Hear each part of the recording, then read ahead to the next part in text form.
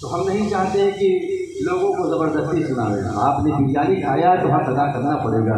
اے مسلمانوں کھانے کے لیے پیدا نہ ہو جاؤ. اب آپ سوچ لیجیے جو دعوت کے نام پر امام حسین کی محفل میں آیا ہے, بریانی کھانے کے نام پر امام حسین کی محفل میں آیا ہے, کسی کی بات رکھنے کے لیے امام حسین کی محفل میں آیا ہے, یہ جان لیجیے. ایک بات اور بتا دیتا ہوں, جس وقت حضرت آدم علیہ السلام جنت سے دنیا میں تشریف لائے تھے, 300 سال تک زمین پر روتے رہے, سر آسمان کی طرف 300 سال تک نہیں اٹھائے, مگر چرندوں پرند ان کی زیارت کو جاتے رہے. اور حضرت آدم علیہ السلام کے پاس چرندوں پرند ان کی زیارت کے لیے جاتے رہے کہ کوئی شخص آدم نام کا ہے جو جنت سے حاضر آیا ہے, چلو اس کی زیارت کرایا جائے. تمام لوگ جاتے رہے سب آتے رہے, مگر جب حضرت آدم علیہ السلام کی زیارت کو ہرنی گئی, ہرنی نے انہیں دیکھا, دیکھ کر کے مسکرایا, محبت سے اپنے کلام میں بات کیا.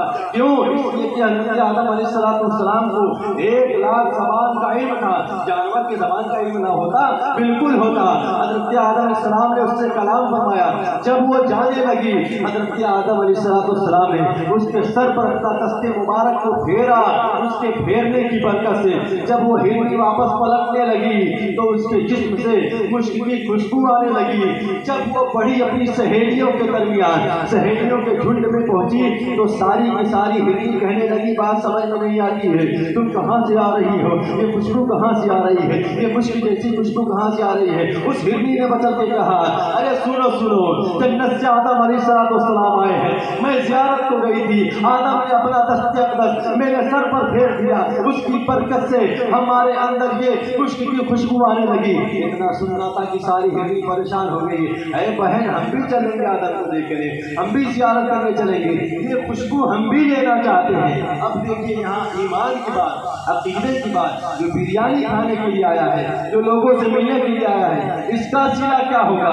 جو امام حسین کی محفل کے لیے آیا ہے, اس کا صلہ کیا ہوگا؟ آدم علیہ السلام سے ملنے ہرنی گئی تھی, کچھ لینے نہیں گئی تھی, لیکن آدم علیہ السلام نے لوٹتے وقت مشک کی خوشبو دے دیا. جب وہی خوشبو سننے کے بعد دوسری ہرنی گئی ہے کہ ہم بھی چلیں گے خوشبو لینے کے لیے, تو جیسے گئی تھی ویسے ہی واپس آئی تھی. جب واپس آئی شکایت کرنے لگی, معاملہ سمجھ میں نہیں آتا ہے, تم آدم علیہ السلام کے پاس گئی, خوشبو لے کر کے آئی, ہم گئے تو کچھ نہیں ملا, معاملہ کیا ہے؟ ہرنی نے مچل کر کے کہا, اے بہن سنو سنو, ہم آدم علیہ السلام کو صرف دیکھنے گئے تھے, دیکھنے کی برکت سے ہمیں آدم علیہ السلام نے مشک کی خوشبو عطا کر دی ہے, تم تو خوشبو لینے گئی تھی, اس لیے کچھ نہیں ملا. اس لیے مسلمانوں, جو بریانی کھانے آیا ہے وہ بریانی ہی پائے گا, جو لوگوں سے ملنے آیا ہے وہ ملاقات ہی پائے گا, جو حقیقت میں امام حسین کے لیے آیا ہے وہ امام حسین کی خیرات لے کر. سبحان اللہ, الحمدللہ. اے مسلمان, تم کامیاب ہو. اب کامیابی پر بات کریں. کامیابی کیسے سمجھنے کی ضرورت ہے. مسلمان کی صفت بیان کی قرآن مقدس میں 10 صفت بیان کی گئی, 10. اس میں سے 3-4 صفت تو بتا ہی کر کے جاؤں گا جو آپ لوگوں کے سامنے ہوتا رہتا ہے. قرآن مقدس ہماری زندگی گزارنے کی بہترین ذریعہ.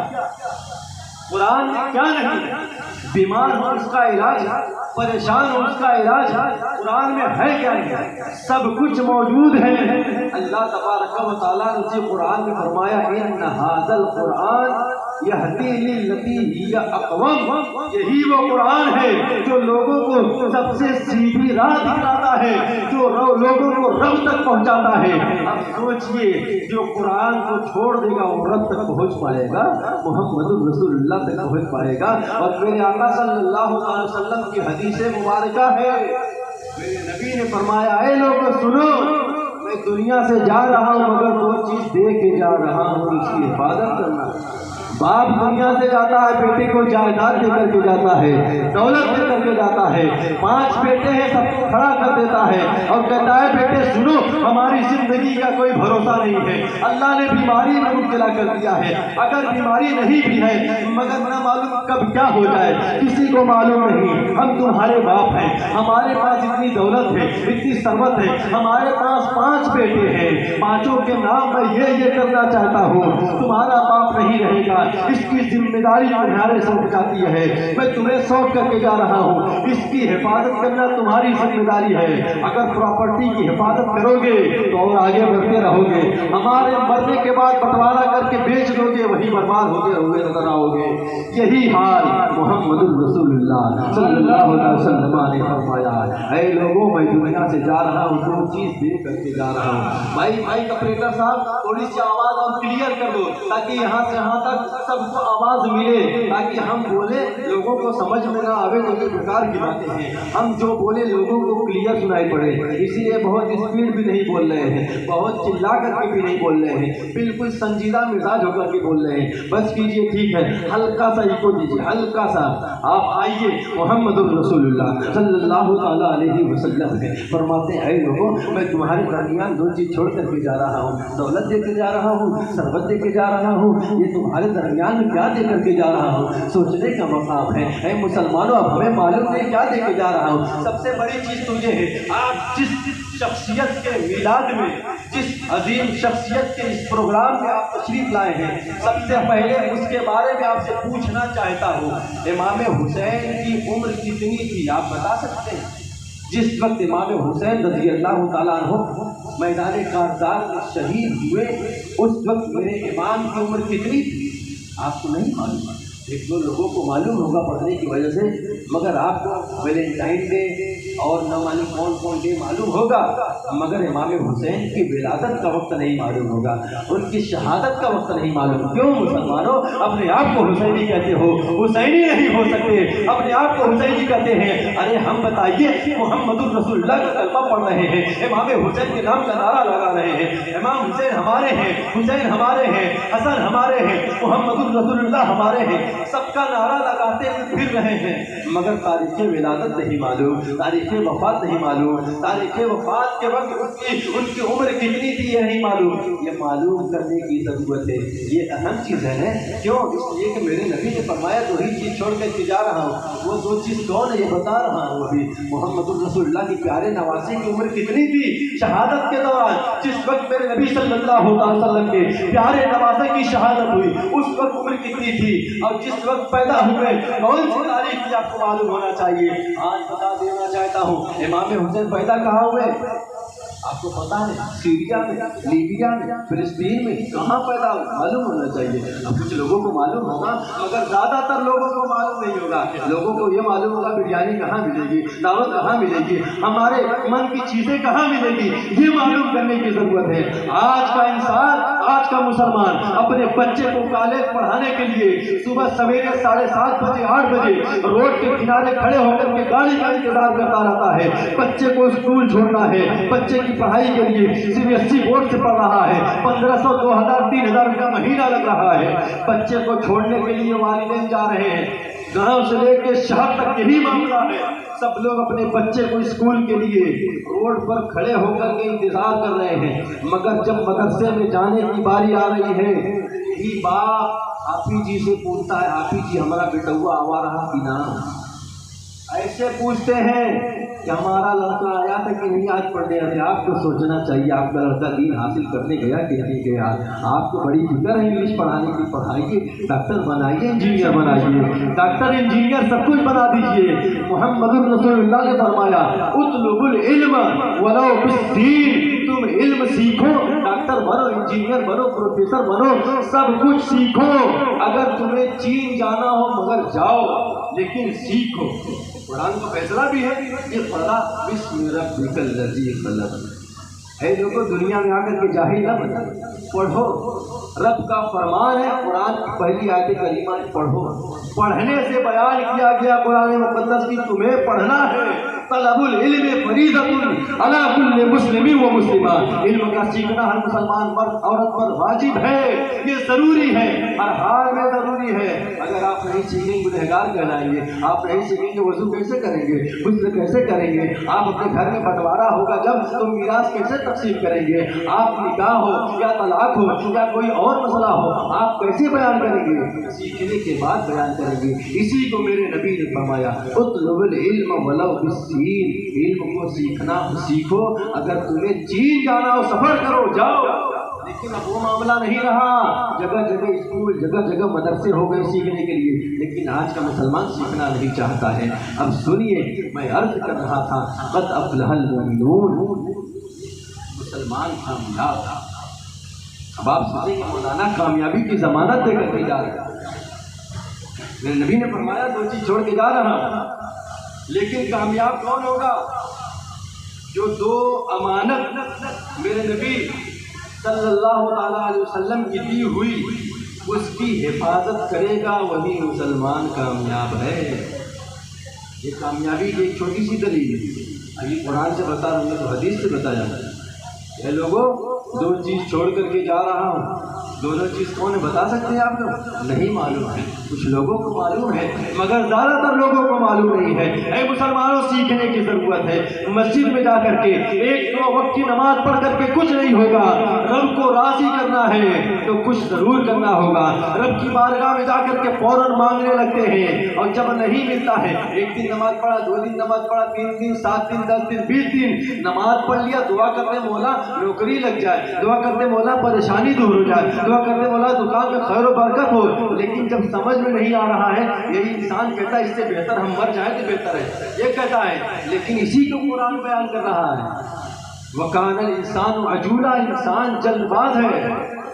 جب اس کی دعا جلدی قبول نہیں ہوتی ہے، پلٹ کر کے مرنے کی دعا کر دیتا ہے. یہ قرآن کہہ رہا ہے. اے مسلمانوں، محمد رسول اللہ نے کہا 2 چیز چھوڑ کے جا رہا ہوں، انہی 2 چیز کی حفاظت کرنا ہے. باپ دولت ثروت سب کچھ دے کر کے جاتا ہے، لوگ اس کی حفاظت کرتے ہوئے نظر آتے ہیں، اور ایسی حفاظت کرتے ہیں کہ بھائی بھائی میں لڑائی ہوتی ہے، پڑوسی پڑوسی میں لڑائی ہوتی ہے، ایسی حفاظت ہوتی ہے. لیکن جو میرے نبی کی دی ہوئی امانت ہے اس کی حفاظت کیوں نہیں کرتی؟ مولا محمد رسول اللہ نے فرمایا 2 چیز دے کر کے جا رہا ہوں، ایک قرآن اور ایک اہل بیت. یہی 2 چیز دے کر کے جا رہا ہوں. اگر قرآن پر عمل کرتے رہو گے کامیاب رہو گے، اہل بیت سے محبت کرتے رہو گے کامیاب رہو گے. اب پوچھنے کا مقام ہے، مولانا بتا دیجیے اہل بیت کس کو کہتے ہیں؟ اہل بیت کون کون لوگ ہیں؟ بہت ساری روایتیں موجود ہیں، لیکن سیدھا سادہ ترجمہ اہل بیت کا یہ ہے. اہل بیت یعنی اہل مانے والا، بیت مانے گھر. عربی کا لفظ ہے گھر والے. کس کے گھر والے؟ نبی کے گھر والے. اور جو نبی کے گھر والے ہیں سب کے سب اہل بیت ہیں. اہل بیت سے محبت کرنا ضروری ہے. اے مسلمانوں، اہل بیت کا مقام کیا تھا؟ اہل بیت کا درس کیا تھا؟ اہل بیت نے ہمیں دنیا میں رہ کر کیا درس دیا ہے؟ ہمیں بریانی کھانے کی درس نہیں دیا ہے، ہمیں عیش و آرام کی زندگی گزارنے کی درس نہیں دیا ہے. اہل بیت نے جو درس دیا ہے اس کو اپنانے کی ضرورت ہے. محمد رسول اللہ صلی اللہ علیہ وسلم نے ایک حدیث مبارکہ ارشاد فرمائی، یہاں فرمائی رکعت الفجر خیر من الدنیا وما فیہا.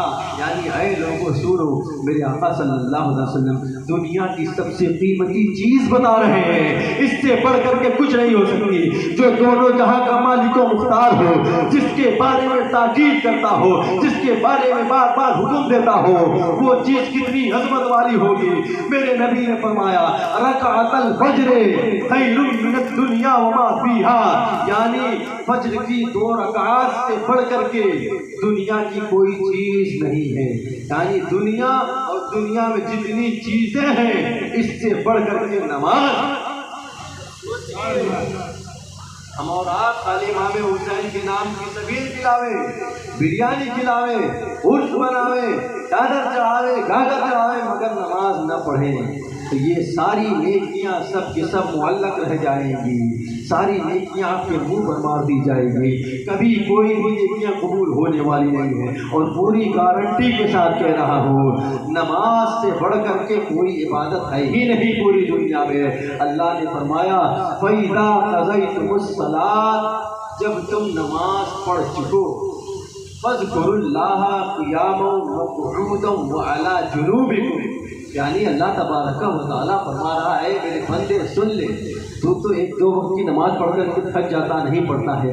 اگر تو 5 وقت کی نماز پڑھے پابندی کے ساتھ، اس کے ساتھ تہجد پڑھے، اس کے ساتھ اشراق پڑھے، اس کے ساتھ صلاۃ التسبیح پڑھے، اس کے ساتھ صلاۃ الاوابین پڑھے، یہ نمازیں جو آفر والی ہے، 5 وقت کے نماز کے علاوہ جتنی نمازیں سب آفر والی ہے، یہ نمازیں نفل ہے. सब कुछ पढ़ता रहेगा। ये न सोच कि 5 वक्त की नमाज पढ़ लिया हम बरी जिम्मा हो गए, ये न सलातुत तस्बीह पढ़ लिया बरी जिम्मा हो गए, जितनी नमाजें हैं पढ़ लिया बरी जिम्मा हो गए। नहीं, अल्लाह तबारक व तआला ने इस इंसान को, जब ये इंसान माँ के पेट में था फिर भी आजाद नहीं था, ये इंसान जब दुनिया में आया फिर भी आजाद नहीं है, ये इंसान जब कब्र में जाएगा फिर भी आजाद नहीं है, ये इंसान जब हश्र में जाएगा फिर भी आजाद नहीं है। जब हश्र के मैदान में फैसला हो जाएगा उसके बाद आजाद होता हुआ नजर आएगा। लेकिन माँ के गोद से लेकर के हश्र के मैदान तक ये इंसान आजाद नहीं है। वो कैसे? रब से पूछ ले। मेरा रब फरमाता है फैदा कज़यतुमुस सलात फज़्कुरुल्लाह, जब तुम नमाज पढ़ लो अपने आप को खाली न समझो, फज़्कुरुल्लाह, अल्लाह का जिक्र करो नमाज के अलावा। बैठे रहो फिर भी रब याद करो, क़ियामों खड़े रहो फिर भी याद करो, वो अला जुनूबिकुम लेटे रहो फिर भी रब याद करो। ये किसका ऐलान है? ये किसका फरमान है? किसी दुनिया वालों का फरमान नहीं मुसलमानों। ऐ मेरे मिल्लत के नौजवान साथियों, ये किसी दुनियादार का फरमान नहीं है, मेरे रब का फरमान है। ऐ मेरे बंदो सुनो, 5 वक्त की नमाज पढ़ करके तुम अपने आप को खाली न समझना, ये न समझना कि हम बरी जिम्मा हो गए, हम तो जन्नती हो गए। नहीं, 5 वक्त के अलावा तुम्हें बैठे रहना फिर भी रब को याद करना है, खड़े रहो फिर भी याद करो। अब पता चला घर में रहो रब का तज़किरा करो, मकान में रहो अल्लाह का तज़किरा करो, मैदान में रहो अल्लाह का तज़किरा करो, दुकान में रहो अल्लाह का तज़किरा करो, यानी हर जगह रहो अल्लाह का जिक्र करते रहो। और जब जिक्र करते रहोगे तुम ही सच्चे बंदे करोगे।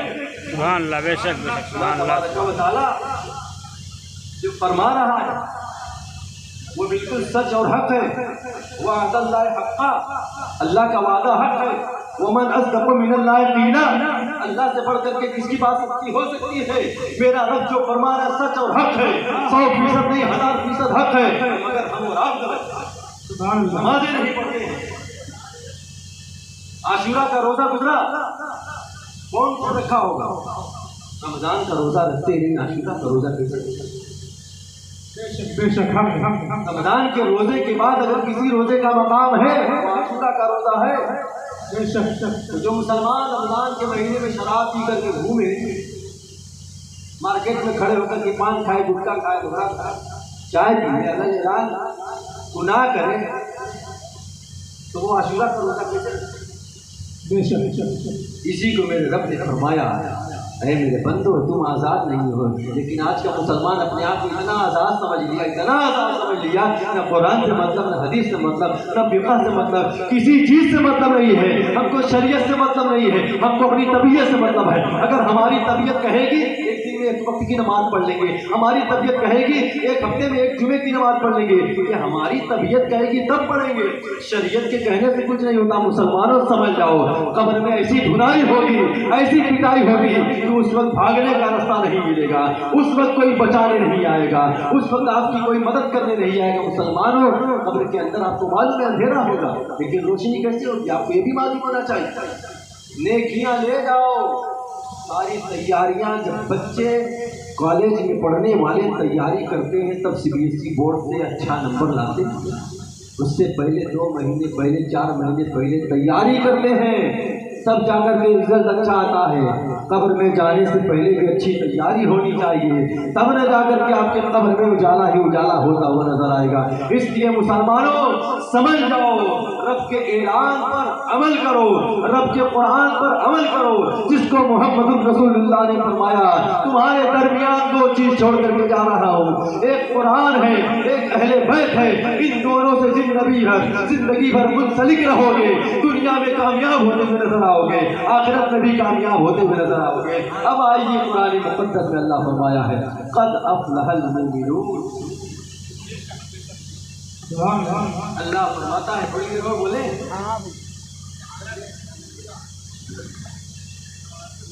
हज़रात मोहतरम, करबला का मैदान, इमाम आली मकाम की ज़बान हमको क्या पैगाम है? इमाम हुसैन रज़ियल्लाहु ताला अन्हु करबला के मैदान में क्यों गए?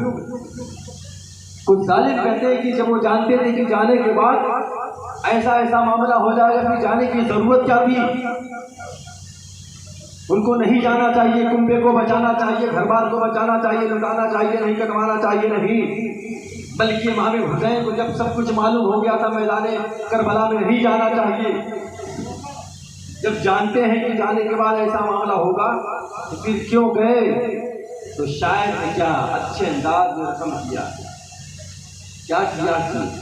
دیا تھا جو نبی نے وہ انعام بچ گیا۔ سنو مسلمانوں، امام حسین کربلا کے میدان میں گئے کیوں؟ جانتے ہوئے بھی کیوں گئے؟ وہ جان رہے ہیں کربلا کے میدان میں 7 تاریخ سے پانی بند کر دیا گیا ہے، دانا پانی سب بند ہے، خیمے کے اندر لوگ تڑپ رہے ہیں، لوگ کھانے کے پاس کچھ نہیں ہے، ان کے پاس پینے کے لیے کچھ نہیں ہے، 7 محرم الحرام سے پانی بند کر دیا گیا ہے، جانتے تھے امام حسین ایسا ہونے والا ہے، پھر کیوں گئے؟ تو شاید نے کہا کہ دیا تھا جو نبی نے وہ انعام بچ گیا، اللہ کے رسول کا پیغام بچ گیا۔ نیزے پہ کہہ رہا تھا یہی سر حسین کا، سر کٹ گیا تو کیا ہوا؟ اسلام سبحان اللہ، کہہ رہا تھا یہی سر حسین کا، سر کٹ گیا تو کیا ہوا؟ اسلام بچ گیا۔ سوچنے کا مقام ہے مسلمانوں، ایک جگہ گردن کٹائی جا رہی ہے، ایک جگہ گردن بچائی جا رہی ہے۔ مینا کے میدان میں حضرت اسماعیل علیہ السلام پر چھری چلاتے رہ گئے مگر وہ گردن کٹنے والی نہیں ہے، وہاں گردن بچ گئی۔ معاملہ سمجھ میں نہیں آتا، کربلا کے میدان میں رسول کے نواسے پر جب چھری چلائی گئی وہ گردن کیوں کٹ گئی؟ اب خیالات تخیلات میں جواب ملا، اے نادان تمہیں معلوم نہیں، مینا کے میدان میں گردن بچا کر کے نور محمدی کو بچانا تھا، کربلا کے میدان میں گردن کٹا کر کے دین محمد۔ سبحان اللہ، سبحان اللہ، الحمدللہ۔ مانو سوچنے کا مقام ہے، سوچئے۔ اللہ فرما رہا افلا یتدبرون القرآن، قرآن کے بارے میں غور و فکر کرو۔ اللہ نے سوچ دیا، عقل سلیم دیا، قرآن کے بارے میں سوچو، ان کے بارے میں نہ سوچو، ان کے بارے میں سوچو گے تو ہر وقت خسارہ ہی خسارہ رہے گا۔ ان الانسان لفی خسر، بے شک انسان گھاٹے میں ہے۔ کیوں گھاٹے میں؟ اس لیے کہ ایک دوسرے کی برائی چاہتا ہے، ایک دوسروں کو گالیاں بکتا ہے، بھائی کا ہڑپ لیتا ہے جگہ، دوست احباب دوسرے کو کے ساتھ گالیاں بکتے ہیں، تو پڑوسی والے دوسرے کو تکلیف دیا کرتے ہیں۔ اس لیے قرآن کہتا ہے ان الانسان لفی خسر، بے شک انسان گھاٹے میں ہے۔ اب پوچھا جائے قرآن تو ہی پتا کون انسان فائدے میں ہے، تو ہی اعلان کر دے۔ جب تو اعلان کر رہا ہے کہ انسان سب گھاٹے میں بیٹھے ہوئے ہیں تو فائدے میں کون ہے؟ قرآن کہتا ہے الا الذین آمنوا، جو ایمان لایا وہی مسلمان فائدے۔ لیکن ایمان کے ساتھ ساتھ بہت ساری چیزیں ہیں، ایمان ہے اس کے بعد عمل ہے، عمل پہلے نہیں بلکہ ایمان پہلے ہے، ایمان پہلے ہوگا اس کے بعد ہی عمل قبول کیا جائے گا، عمل پہلے ہوگا ایمان بعد میں ہوگا، یہ قبول نہیں کیا جائے گا۔ اس لیے مسلمانوں امام حسین رضی اللہ تعالیٰ عنہ جان رہے ہیں کہ کربلا کے میدان میں کیا ہونے والا ہے، نانا کی دین کی بقا کے لیے۔ محترم کربلا کا یہ واقعہ ایسا واقعہ ہے جس کو سن کر کے کلیجہ پھٹ جاتا ہے، جس کو سن کر کے روح کانپ جاتی ہے۔ اے مسلمانوں، کربلا کی داستان جب کتاب میں پڑھنے لگو یا بیان کرنے لگو، دل کی کان سے جب کوئی بندہ سننے لگتا ہے یقیناً وہ نہیں روتا مگر اس کا دل تو رو دیتا ہے۔ کربلا والوں پر کیسا ظلم ڈھایا گیا، کیسی بربریت کے ظلم ڈھائے گئے ہیں، وہ کربلا والے ہیں۔ امام حسین رضی اللہ تعالیٰ عنہ کے بارے میں سوچئے۔ اچھا میں نے ایک چیز بتایا تھا امام کے بارے میں، ان کی تاریخ پیدائش اور اس وقت ان کی عمر کتنی تھی وہ بھی سن لیجیے ورنہ ذہن سے بات نکل جائے گی۔ حضرت امام حسین رضی اللہ تعالیٰ عنہ کی ولادت شریف ہوئی 5 شعبان المعظم کو 4 ہجری میں مدینہ طیبہ کے اندر ہوئی۔ 4 ہجری میں میرے امام کی پیدائش ہوئی اور میرے امام کی شہادت 61 ہجری میں ہوئی۔ اس وقت میرے امام کی عمر 56 سال 5 مہینہ 5 دن تھی۔ آپ نے سن لیا، اس کو یاد کر لیجیے، یہ ثواب کا کام ہے۔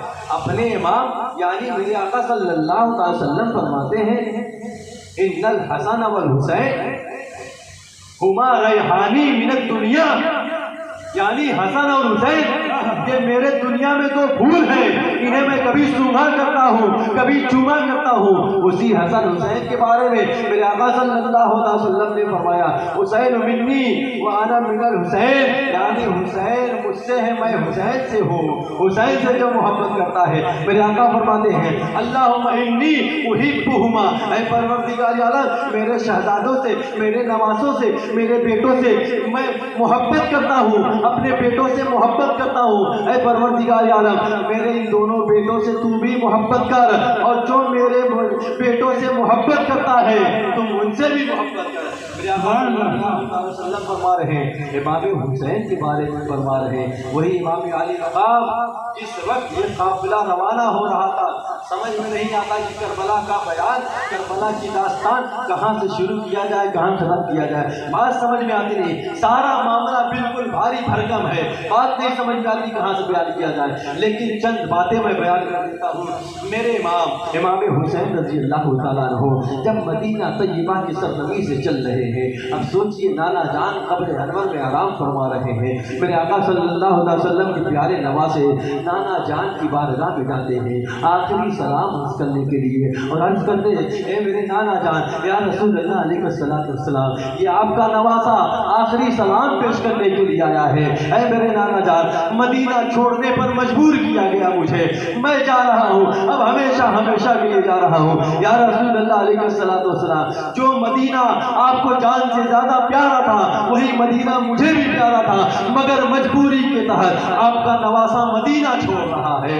ऐ मेरे नाना जान, आपका नवासा जा रहा है। चुनांचे मेरे आका सल्लल्लाहु अलैहि वसल्लम के प्यारे नवासे इमाम हुसैन रज़ी अल्लाह तआला अन्हु जब मदीना तय्यबा की सरजमी से रुखसत हो रहे हैं, उनसे कुदसिया को लेकर के नूरानी काफिला लेकर के जब चल रहे हैं, मेरे इमाम हुसैन आगे अपने कदम को बढ़ाते जा रहे हैं, आगे कदम बढ़ा रहे हैं, पीछे मुड़ मुड़ करके देख रहे हैं, पीछे किसे देख रहे हैं, अपने वालिदैन को देख रहे हैं, पीछे किसे देख रहे हैं, घर वालों को देख रहे हैं, पीछे किसे देख रहे हैं, रिश्तेदारों को देख रहे हैं। इमाम हुसैन कदम बढ़ाते जा रहे हैं, दिल रोता हुआ जा रहा है, आंख से आंसू गिरते जा रहे होंगे, ये तखय्युलात जवाब दे रहे हैं। मेरे आका सल्लल्लाहु अलैहि वसल्लम के दरबार को मेरे इमाम देखते जा रहे हैं, आगे बढ़ते जा रहे हैं, जैसे जैसे आगे बढ़ते जा रहे हैं, पलट पलट के देखते जा रहे हैं, आखिरी सलाम अर्ज करके जा रहे हैं। गुंबदे खतरा मेरे इमाम की निगाहों से ओझल हो गया। ये काफिला चलते चलते मक्का पहुंचा, मक्का से चलते चलते उसके बाद करबला के मैदान में पहुंचा। हे मुसलमानों, इमाम हुसैन रज़ी अल्लाह तआला अन्हु सब्र के पैकर हैं, सब्र कर रहे हैं। भाई पर जुल्म किया जा रहा है, सब्र कर रहे हैं। भतीजे पर जुल्म किया जा रहा है, सब्र कर रहे हैं। बेटे पर जुल्म किया जा रहा है, सब्र कर रहे हैं। यानी उनके खानदान वालों पर, इनके घर वालों पर जुल्म किया जा रहा है। इमाम हुसैन सब्र के दामन को नहीं छोड़ रहे हैं। और आने मुक़द्दस में रब ने फरमाया, इन्नल्लाह मअस साबिरीन, अल्लाह साबिरों के साथ है। मुझे यकीन है मेरे इमाम हुसैन रज़ी अल्लाह तआला अन्हु ने जैसा सब्र किया है, यकीनन अल्लाह उनके साथ है, अल्लाह उनके साथ है। इमाम हुसैन रज़ी अल्लाह तआला अन्हु के तमाम घर वाले शहीद होते चले जा रहे हैं, शहीद होते चले जा रहे हैं। मैं देख रहा हूँ इस जलसे से भी कुछ लोग शहीद होते चले जा रहे हैं। अब मैं अपने प्रोग्राम को समेटने की कोशिश कर रहा हूँ, आप लोग ना घबराएं, बस 2-4-5 मिनट के बाद मैं अपनी तकरीर को ख़त्म कर रहा हूँ, इसलिए कि बहुत ज़्यादा देरी हो चुकी है। मैं देख रहा हूँ इस प्रोग्राम से एक लोग धीरे धीरे बिरयानी खा करके जाते हुए नजर आ रहे हैं। ऐ मुसलमानों, थोड़ी देर और सुन लो, इमाम हुसैन रज़ी अल्लाह तआला अन्हु के प्यारे नाना जान के प्यारे नवासे, प्यारे बेटों का हाल क्या हुआ है करबला के मैदान में। इमाम हुसैन रज़ी अल्लाह तआला अन्हु के तमाम शहजादे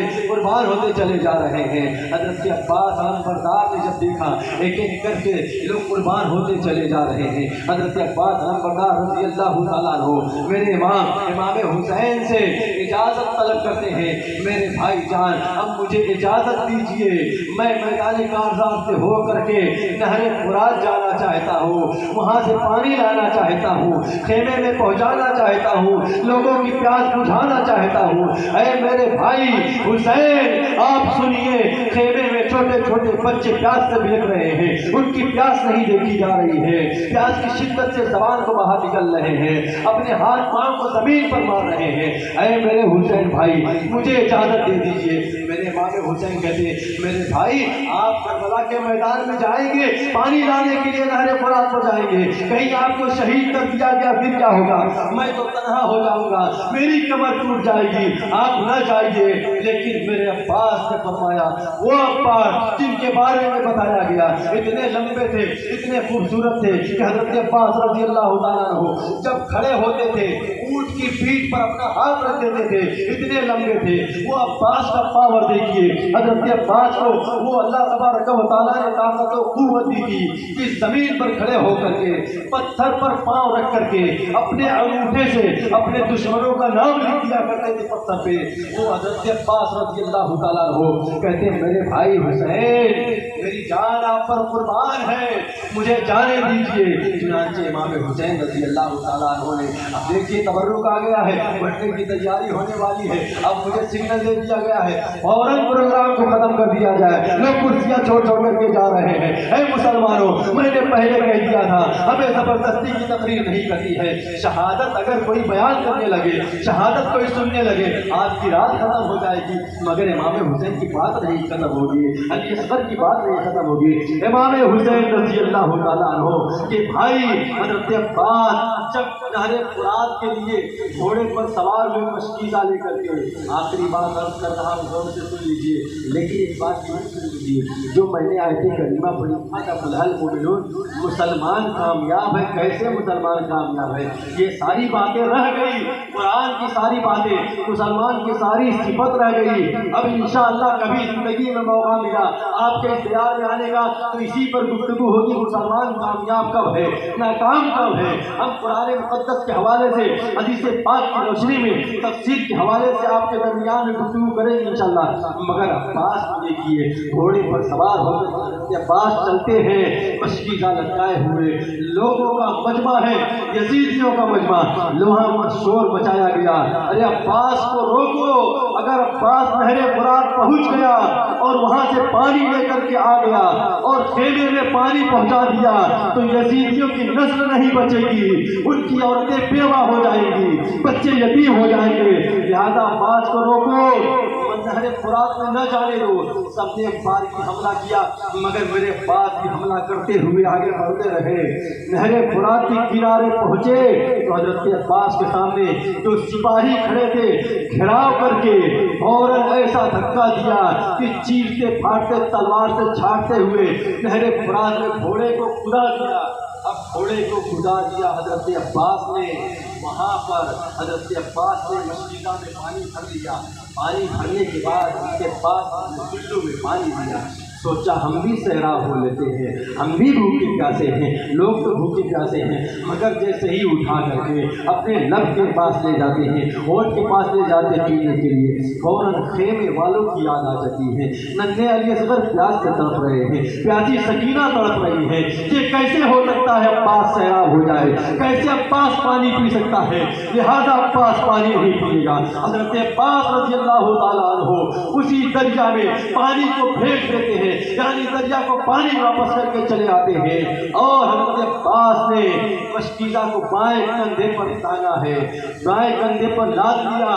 اس کے بعد آگے جیسے ہی بڑھے پھر شور ہوا, روکو عباس کو, خیمے میں پانی نہ جانے دو ورنہ سارے یزیدی یتیم ہو جائیں گے, ان کی عورتیں بیوہ ہو جائیں گی. ایک بار کی سب حملہ کرنے لگے. حضرت عباس بھی بائیں ہاتھ سے تلوار چلا رہے ہیں, تلوار چلاتے چلے جا رہے ہیں, آگے بڑھتے چلے جا رہے ہیں. سامنے خیمہ نظر آ رہا ہے, حضرت عباس رضی اللہ تعالیٰ عنہ آگے بڑھتے چلے جا رہے ہیں. لیکن ایک ظالم نے ایسا وار کیا کہ بائیں ہاتھ میں حضرت عباس نے مشکیزہ لہر رکھا تھا, حضرت عباس کے بائیں بازو کو کاٹ دیا اور ایسا وار کیا کہ بائیں بازو کٹ کے گر گیا. مگر عباس کے حوصلے کو سلام, عباس کے ارادے کو سلام, ان کے ایمان کو سلام. بائیں ہاتھ کٹ گیا, مشکیزہ گرنے والا تھا, پکڑ کر کے فوراً دائیں ہاتھ میں ٹانگ لیا. دائیں ہاتھ سے تلوار بھی چلا رہے ہیں, دائیں ہاتھ میں مشکیزہ بھی لٹکائے ہوئے ہیں. بایاں ہاتھ نہیں ہے, ایک ہاتھ سے علی کا بھائی لڑ رہا ہے, علی کے بیٹے لڑ رہے ہیں, امام حسین کے بھائی لڑ رہے ہیں, ایک ہی ہاتھ سے لڑتے چلے جا رہے ہیں. بہادری کا یہ عالم ہے, یزیدیوں کو کاٹتے چھاٹتے چلے جا رہے ہیں. حضرت عباس پھر شور ہوا, ارے پانی جانے نہ دو خیمے میں, اگر پانی پہنچ گیا ہم سب کی نسلیں ختم ہو جائے گی. پھر ایسا وار کیا ظالموں نے, दाहिना हाथ कट कर के गिर गया, फिर भी हजरत अब्बास के हौसले को सलाम, दोनों हाथ कट गया मगर फौरन दांत से पकड़ लिया, मशकीरा को दांत से पकड़ लिया मगर आगे बढ़ते रहे। ये गुजरात बहादुरी का ये आलम देख करके जदीदी थर्रा गए, मामला समझ में नहीं आता है। ये अली का बेटा, ये हुसैन का भाई, दोनों हाथ कट गया है, फिर भी पानी लेकर के खेमे की तरफ बढ़ रहा है, लोगों की प्यास बुझाने के लिए आगे बढ़ रहा है। हजरत अब्बास कोशिश पर कोशिश कर रहे हैं किसी तरीके से ये पानी खेमे में पहुंच जाए, रसूल के शहजादों के हलक में उतर जाए, किसी तरीके से पहुंच जाए, लेकिन रब को ये मंजूर नहीं था। यजीदियों ने तीर चलाना शुरू किया चारों तरफ से, वो मशकीला चारों तरफ से तीर चलाने की वजह से छेद हो गया, पानी पूरा जमीन पर गिर गया, पानी न पहुंचा सके। लोगों ने ऐसा वार किया, मेरे इमाम के भाई हजरत अब्बास रज़ी अल्लाह ताला अन्हु घोड़े की जीन से जमीन पर तशरीफ लाए, सबने हमला कर दिया। उसी वक्त मेरे अब्बास ने पुकारा, ऐ मेरे भाई हुसैन मेरी मदद करो। हजरत हुसैन रज़ी अल्लाह ताला अन्हु पहुंचते हैं, इतने में जामे शहादत नोश फरमा लेते हैं, इन्ना लिल्लाहि व इन्ना इलैहि राजिऊन।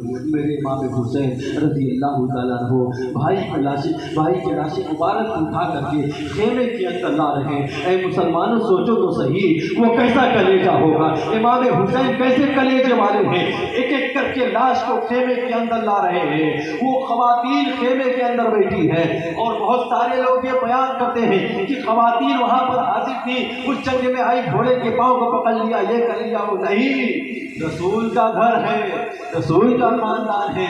ये औरतें आजकल की औरतों की तरह से नहीं है पर्दा घूमने वाली। भाई कट रहा है, भतीजा कट रहा है, बेटा कट रहा है, बाप जा रहा है, मगर औरतें पर्दे से बाहर नहीं आती हैं।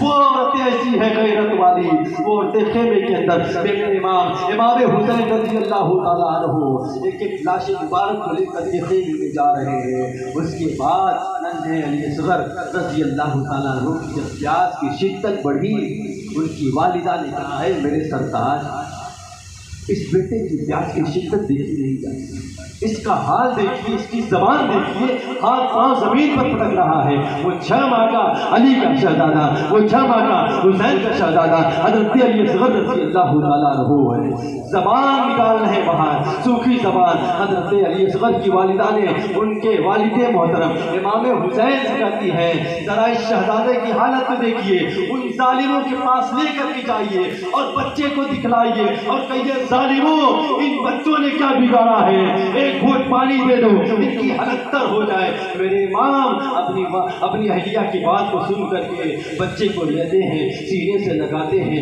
कलेजे से लगाते हैं, उन जालिमों के खेमे की तरफ बढ़ते हैं। जब पढ़ करके पहुंचा और कहा, है यजीदियों, मेरे नाना जान का कलमा पढ़ने वालों, तुम्हें शर्म नहीं आती? अरे हमें खुतूत दे करके, खत भेज करके, धोखे से बुला करके हमारे साथ ऐसा जालिमाना अंदाज रवैया किया है। ऐ जालिमों सुनो, इस बच्चे ने तुम्हारा क्या बिगाड़ा है? हम तुम्हारी नजर में मुजरिम है, चलो ठीक है, मगर बच्चे ने क्या बिगाड़ा है? जिसका हाथ तुम्हारी तरफ पड़ रहा है, तुम्हारी तरफ से पानी तलब कर रहा है, एक घूंट पानी तो दे दो, इस बच्चे की प्यास को तो देखो। लेकिन उन जालिमों ने कहा, सुनिए सुनिए, ये बात कबूल करने वाली नहीं है, ये बात नहीं कबूल हो सकती है। अगर पूरी दुनिया पानी हो जाए फिर भी हम पानी नहीं दे सकते हैं, जब तक कि आप यजीद की बैअत न कबूल कर ले, पानी नहीं दे सकते हैं। इतना कहने के बाद यजीदियों ने पानी क्या दिया? एक जालिम ने ऐसा तीर का निशाना लगाया कि हज़रत नन्हे अली असगर रज़ी अल्लाह ताला अन्हु के हलक को छेदता हुआ मेरे इमाम के हाथ में वो तीर चुभ गया। एक तीर से 2 निशाना हो गया। जब देखा मेरे इमाम ने कि नन्हे अली असगर के हलक में तीर चुभ गया है, अपने हाथ से निकाला, जैसे ही निकाला खून का फव्वारा उबलने लगा। देखा इतने ही में नन्हे अली असगर रज़ी अल्लाह ताला अन्हु दुनिया से रुखसत हो गए। इन्ना लिल्लाहि व इन्ना इलैहि राजिऊन। मेरे इमाम ने अली असगर को गोद में लेकर के रब की तरफ इशारा देखा, रब की तरफ नजर किया और कहा, ऐ परवरदिगार आलम, ये छोटी सी कुर्बानी है, अपनी बारगाह में कबूल कर ले। इतना कहने के बाद मेरे इमाम नन्हे अली असगर को खेमे में ले जाते हैं, सुपुर्द कर देते हैं। फिर मेरे इमाम आते हैं। अब आखिरी दौर चल रहा, मेरे इमाम हुसैन रज़ी अल्लाह ताला अन्हु हैं। سب لوگ شہید ہو چکے، میرے امام کی باری آئی تو میرے امام نے جب تجاری کرنے کا ارادہ کیا میدان کارزار میں جانے کا، ان کے صاحبزادے حضرت زین العابدین آئے، بیمار ہیں، چھوٹی عمر کے ہیں، روایت میں آتا ہے 12 سال کے ہیں، ایک روایت میں آتا ہے 22 سال کے ہیں، مگر بیمار ہیں، کافی بیمار ہیں، ہاتھ میں نیزہ لے کر جاتے ہیں، وہ کہتے ہیں بابا جان آپ کو میدان کارزار میں جانے سے پہلے آپ کا یہ بیٹا میدان کارزار میں جائے گا، ایک ایک لوگ شہید ہو چکے ہیں، آپ کو شہید ہونے سے پہلے یہ بیٹا میدان کارزار میں جائے گا، مجھے آپ اجازت دیجئے بابا جان یہ بیٹا آپ سے اجازت مانگتا ہے۔ میرے امام حسین رضی اللہ عنہ اپنے بیٹے زین العابدین کو دیکھتے ہیں، گود میں اٹھاتے ہیں، سینے سے لگاتے ہیں، پیار کرتے ہیں اور کہتے ہیں بیٹا سنو سنو، سب بیٹے بھائی بھتیجے دوست یار سب کے سب چلے گئے، علی اصغر بھی قربان ہو گئے، علی اکبر بھی قربان ہو گئے، امام قاسم بھی قربان ہو گئے، عباس بھی قربان ہو گئے، اے میرے بیٹے سب کے سب چلے گئے، اے میرے بیٹے تنے تنہا ہم اور تم ہیں، لہذا تمہیں نہیں جانا ہے، اے میرے بیٹے اگر تم میدان کارزار میں جاؤ گے تم واپس نہیں آؤ گے، اس لیے میرے بیٹے تمہیں نہیں جانا ہے میدان کارزار میں، اگر تم میدان کارزار میں جاؤ گے تو جو پردے میں جو خیمے میں خواتین بیٹھی ہیں ان کا محرم کوئی نہیں ہے، ان کو مدینہ کون لے جائے گا؟ اے میرے بیٹے تم رہو گے تو انہیں مدینہ پہنچاؤ گے سارا معاملہ ہونے کے بعد، لہذا تمہیں نہیں جانا میدان کارزار میں۔ وہ ضد پر ضد کرتے ہیں مگر میرے امام سمجھاتے ہیں میرے بیٹے میری بات کو مانو، تم سے پہلے تمہارا باپ جائے گا، یعنی امام حسین جائیں گے، یہ تمہارے اگر تم چلے گئے تو سیدوں کی نسل کیسے چلے گی، یہ سادات کا سلسلہ تم سے جاری ہونے والا ہے۔ اے میرے بیٹے سنو، صبر و استقامت سے کام لینا، تمہاری زندگی میں کوئی مصیبت آئے صبر کرنا، صبر کا دامن نہ چھوڑنا۔ میرے امام حسین رضی اللہ تعالیٰ عنہ نے آخری وقت میں اپنے سر کی پگڑی اتاری ہے، پگڑی اتار کر کے امام زین العابدین کے سر پر رکھا ہے اور کہا بیٹے سنو، اس کی حفاظت کرنا، نانا کی شریعت پر عمل کرنا، نانا کی سنت کا خیال کرنا، نانا کے دین پر آج نہ آنے دینا، لہذا تم لیٹ جاؤ۔ میرے امام نے بیمار عابد کو لٹا دیا، وہاں پر لٹا دیا۔ اب میرے امام حسین رضی اللہ تعالیٰ عنہ خیمے میں تشریف لاتے ہیں اور صندوق میں سے مصر کا ایک جبہ نکالتے ہیں، اسے زیر تن کرتے ہیں، حضرت سید الشہداء امیر حمزہ کی ڈھال اپنے پیٹ پر رکھتے ہیں، حضرت امیر حمزہ کے بھالے کو لیتے ہیں۔ میرے امام سب کچھ تیاری کر کے جیسے ہی آگے بڑھتے ہیں، خیمے سے عورتیں پکار اٹھتی ہیں، کوئی کہتی ہے میرے سرتاج کہاں جا رہے ہو، کوئی کہتی ہے میرے بھیا کہاں جا رہے ہو مجھے چھوڑ کے، کوئی کہتی ہے میرے بابا جان مجھے کہاں جا رہے ہیں چھوڑ کر کے۔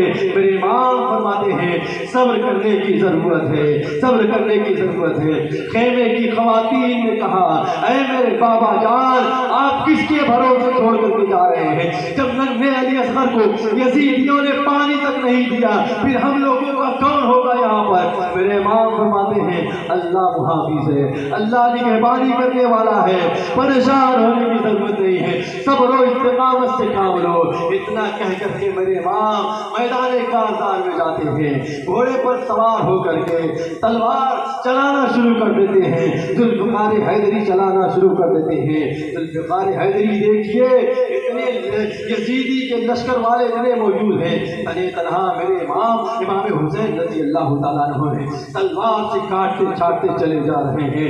اعلان پر اعلان ہو رہا ہم لوگوں میں، اے لوگوں امام کو پکڑو، اگر یہی معاملہ رہا اس کی تلوار علی کی تلوار ہے، ساری یزیدیوں کو چھاٹ کر کے رکھ دے گی، اس لیے ایک بار کی حملہ کرو امام کے اوپر، آگے نہ بڑھنے پائے۔ سب نے ایک بار کی حملہ کیا، حملہ کرتے رہے، دونوں طرف سے حملہ ہوا مگر میرے امام بھی حملہ کرتے رہے، حملہ کرتے کرتے کرتے کرتے ایک ایسے ظالم نے زہر بھرا ہوا تیر چلایا، میرے امام کے پیشانی میں آ کر کے لگا، اس پیشانی میں لگا جس پیشانی کو میرے آقا صلی اللہ تعالی وسلم چوما کرتے تھے۔ گے۔ اسی پیشانی میں جب لگا میرے امام گش کھا کر کے زمین پر آئے، جب زمین پر آئے ان ظالموں نے فوراً وار کر دیا اسی وقت امام حسین رضی اللہ تعالیٰ عنہ شہید ہو گئے۔ انا للہ و انا الیہ راجعون۔ اے مسلمانوں، یہ کربلا کی داستان ہے، ہم داستان بیان کرتے کرتے اپنی داستان بھول جائیں گے۔ اے مسلمانوں، دنیا کے لوگ مل کر کے کربلا کی داستان کربلا کی تاریخ بیان کرتے رہ جائیں گے، سارا کا سارا وقت گزر جائے گا، لوگوں کی بریانیاں ٹھنڈی ہو جائیں گی، لوگوں کی دکانیں بند کی بند رہ جائیں گی، مگر کربلا کا یہ واقعہ ایسا واقعہ ہے، اہل بیت اطہار کا یہ ایسا واقعہ ہے جو ختم ہونے والا نہیں ہے۔ آپ کی زندگی، ہماری زندگی، پوری زندگی بھر ہم اور آپ یہ تذکرہ کرتے رہیں گے۔ اور سب سے بڑی خصوصیت یہ ہے کربلا والوں کی، ہم زندگی میں چاہے جب بھی یہ بیان کرتے ہیں، چاہے جب یہ بیان سنتے ہیں، ایسا محسوس ہوتا ہے یہ معاملہ آج ہی کا ہے۔ میرے نبی صلی اللہ علیہ وسلم نے فرمایا، اے لوگوں، میں تمہیں دو چیز چھوڑ کے جا رہا ہوں، قرآن اور اہل بیت سے محبت کرو، قرآن سے محبت کرو، قرآن پر عمل کرو، اہل بیت سے محبت کرو۔ اے مسلمانوں، میرے امام نے سر کٹا کر کے ہم سب کو نماز پڑھنے کا درس دیا ہے۔ اے مسلمانوں، اتنا یاد رکھو، دنیا کی ساری نیکیاں آپ کر لیجئے، اگر ایک وقت نماز آپ جان بوجھ کر کے چھوڑ دیجئے، یقین جانیے ساری نیکیاں آپ کے منہ پر ماری جائے گی۔ آپ محلے میں 10,000 لوگوں کو کھانا کھلا دیجئے، مگر جان بوجھ کے ایک وقت نماز چھوڑیے، 10,000 لوگوں کا کھانا کھلانا برباد ہے۔ آپ 10 بچیوں کی شادی کرا دیجئے، مگر نماز جان بوجھ کر کے ایک وقت کی چھوڑ دیجئے، یہ شادی کرانا آپ کا برباد ہو جائے گا، قبول نہیں کیا جائے گا۔ کیوں؟ اس لیے کہ اللہ تبارک و تعالیٰ نے اس نماز کو فرض کیا ہے۔ اللہ نے اسی لیے فرمایا، وَمَا خَلَقْتُ الْجِنَّ وَالْإِنسَ إِلَّا لِيَعْبُدُونَ، جنات اور انسان کو اپنی عبادت کے لیے پیدا فرمایا ہے۔ اے مسلمانوں، وقت نہیں ہے کہ بیان کیا جائے، لوگ تھک ہار گئے ہیں، بیان نہ ہونا مناسب نہیں ہے، کیوں؟ اس لیے کہ انشاءاللہ پھر کبھی وقت ملا تو کبھی کسی موضوع پر بات ہوگی، مگر ایک موضوع یاد رکھیے۔ اچھا، ایک بات اور بتا کے جانا، ذہن میں بات تھی، لوگ امام حسین کے نام سے کوئی بھی کام کرتے ہیں، یا مزار پر جا کر کے چادریں چڑھاتے ہیں، یا کوئی بھی کام کرتے ہیں، مزار پر جا کے فاتحہ پڑھتے ہیں، چادریں چڑھاتے ہیں، گاگر چڑھاتے ہیں، تعزیہ بناتے ہیں، تو بہت سارے لوگ ایسے ہیں جو دھڑلے سے کہہ دیتے ہیں شرک ہے۔ میں ذمہ داری کے ساتھ کہہ رہا ہوں، ان شرک کہنے والوں کو یہ چیلنج کر رہا ہوں، ان سے پوچھنا آپ لوگ بھی کہ شرک کی لغوی تعریف کیا ہے، شرک کی اصطلاحی تعریف کیا ہے، شرک کی لفظی تعریف کیا ہے، شرک کی معنوی تعریف کیا ہے۔ یہ 4 باتیں میں نے بیان کیا ہے، فقہ کی کتاب میں ہے کہ شرک کہتے کسے، اب میں بتا دے رہا ہوں کسے کہتے ہیں، سیدھا سادھا ترجمہ سب لوگوں کو یاد ہو جائے گا، شرک کسے کہتے ہیں۔ لوگ کہا کرتے ہیں یہ شرک وہ شرک، یہ شرک وہ شرک نہیں۔ سنیے، شرک ہے کیا؟ اللہ تبارک و تعالیٰ کے ذات و صفات کے ساتھ کسی کو شریک ٹھہرا دینا، یہی شرک ہے بس، اور اس کے علاوہ کچھ بھی شرک نہیں ہے۔ باقی آپ باجا بجائیے گناہ کر رہے ہیں، آپ ڈانس کیجئے آپ حرام کام کر رہے ہیں، آپ لوگوں کو گالیاں بکیے حرام کام کر رہے ہیں۔ اس کے علاوہ اللہ کے ساتھ کسی کو شریک ٹھہرانے کے علاوہ جتنے بھی کام ہیں، گناہ ہیں، حرام ہیں، سب کچھ اللہ اور رسول صلی اللہ علیہ وسلم بھی ناراض ہوتے ہیں، مگر شرک بس یہی ہے کہ جس نے اللہ اور رسول کے ساتھ کسی کو شریک ٹھہرایا، یہی شرک ہے۔ اگر کوئی آپ سے کہے گا، آپ کو میں نے بتا دیا کہ شرک کی لغوی تعریف، اصطلاحی تعریف، لفظی تعریف، معنوی تعریف، یہ 4 باتیں ہم نے بتائی ہیں، اس کی تعریف پوچھ لیجئے گا، سارا معاملہ حل ہو جائے گا۔ یہ قصہ لطیف ابھی تمام تھا جو مجھے بیان ہوا۔ آغاز باب تاریخ کمیٹی والوں کا شکریہ ادا کرتا ہوں کہ لوگوں نے جم کر کے محنت کیا ہے، چندہ کیا ہے، اور امام حسین کی یاد میں اس محفل کو سجایا۔ اللہ ان کی محنتوں اور محبتوں کو قبول فرمائے اور ان سب کو نمازی بناوے، 5 وقت کی نماز پڑھنے کی توفیق عطا فرمائے۔ جو نوجوان اپنے والدین کی خدمت نہیں کرتے ہیں، اللہ کی بارگاہ میں دعا ہے کہ وہ اللہ تبارک و تعالیٰ انہیں والدین کی خدمت کرنے کی توفیق عطا فرمائے، سچے مصطفیٰ صلی اللہ علیہ وسلم سے پیار کرنے کی توفیق عطا فرمائے، اہدنا الصراط المستقیم چلنے کی توفیق عطا فرمائے۔ وآخر دعوانا الحمدللہ رب العالمین۔ السلام علیکم۔ کھڑے ہو جائیے، السلام علیکم۔